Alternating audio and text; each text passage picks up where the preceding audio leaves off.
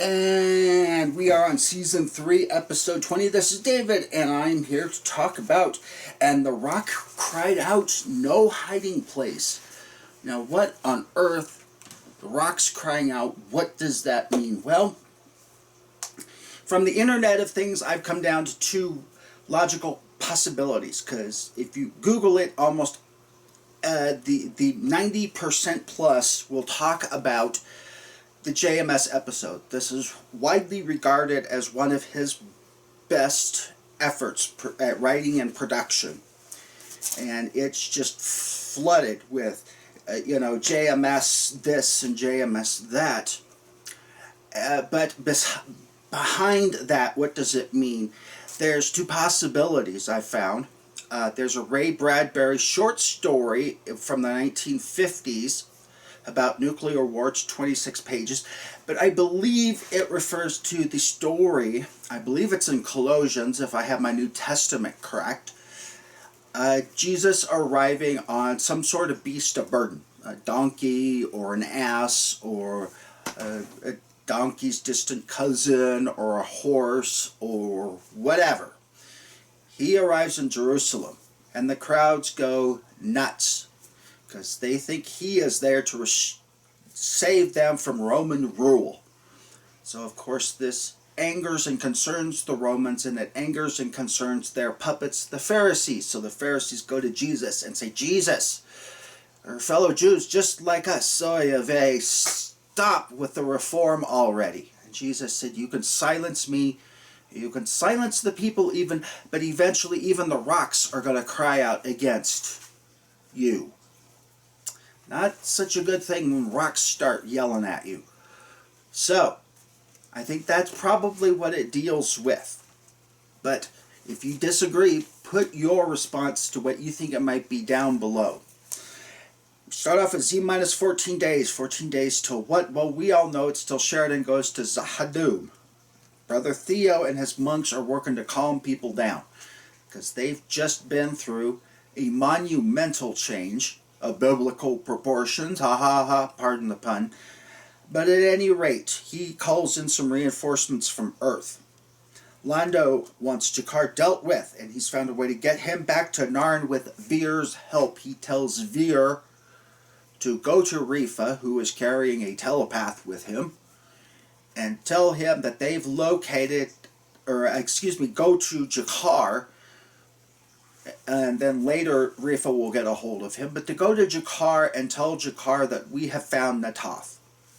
Okay? So, Ivanova meets with the religious leaders and Brother Theo. Lord Rifa checks into Babylon 5 with Minister Verini. What are they doing there?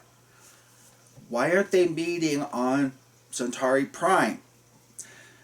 We find out that there's been a great influx of money to Londo's house. Is this shadow money, or is this Centauri sycophants wanting to pay off Londo? Or does it really not matter? Money is money. We don't care where it comes from as long as it's not counterfeit.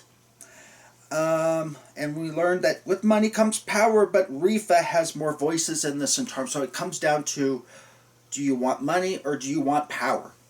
Which is more important?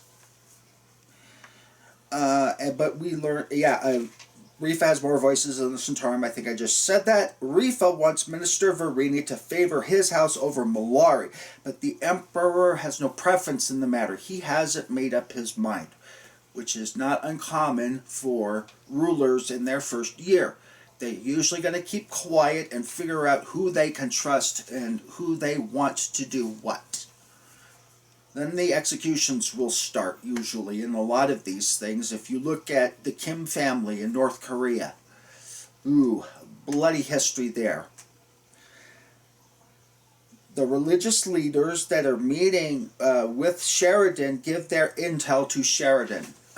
They hide it in a Bible, and then they collect their data crystals, give it to Now, the problem with that little thing is a lot of despots have figured out that little trick, and so the Bible is usually the first place they're going to check into. Of course, being a preacher, he probably has a silver tongue and can talk his way out of anything, but Yeah, don't hide things in your Bible, people. That's the oldest trick in the book. Rifa offers to elevate Veer to the royal court, but Veer, of course, doesn't take the bait, and he doesn't have time for this, so Rifa brings in his telepath. And that's why Londo had to lie to Rifa and put Rifa up, or excuse me, lie to Veer and put Veer up to telling Jakar, because he knew that Rifa had a telepath with him. Now, when Jakar or Mondo is telling Veer, yes, you're going to do this, you see Londo at his absolute worst. And that's with JMS. He has characters that are, you just love them 1 minute and you hate them the next. Here's Londo at his absolute worst. But you see at the very end, Londo is kind of this lovable, affable guy who does what he has to do in the moment. Does that justify his treatment of Veer, though?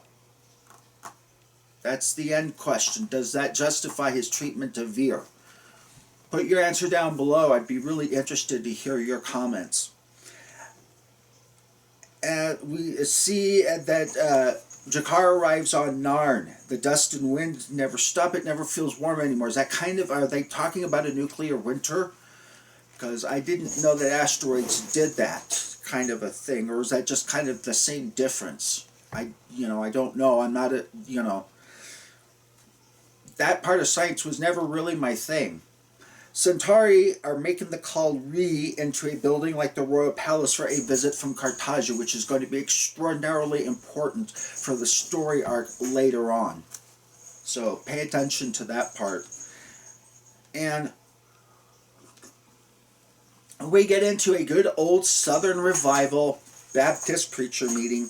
He says the enemy is the one who tells you that you must hate that which is different. You'll hear a ringing sound.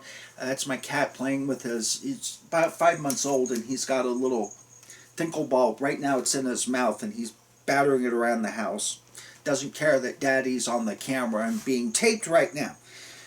He says, because in the end, that hate will turn on you. And we're seeing that in our modern times. A lot of the hate that led to January 6th, those people now are in federal prison, and they're going to have a felony attached to their criminal record for the rest of their lives. They have destroyed their credit history.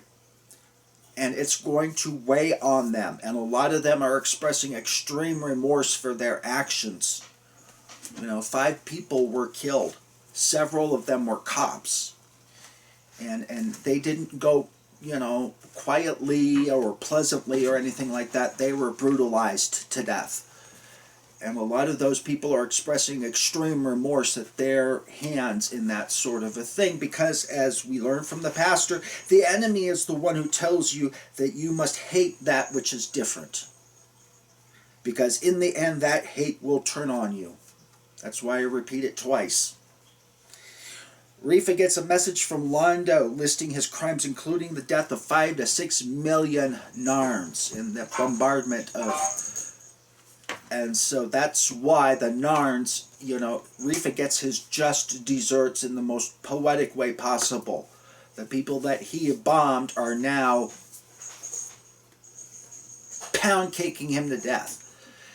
And that's why this is one of the most loved JMS series of all times, because now the common man is getting his revenge on the highest officials in the Centauri Royal Court who are responsible for the war that killed millions of their fellow citizens and turned their homeworld into a wasteland.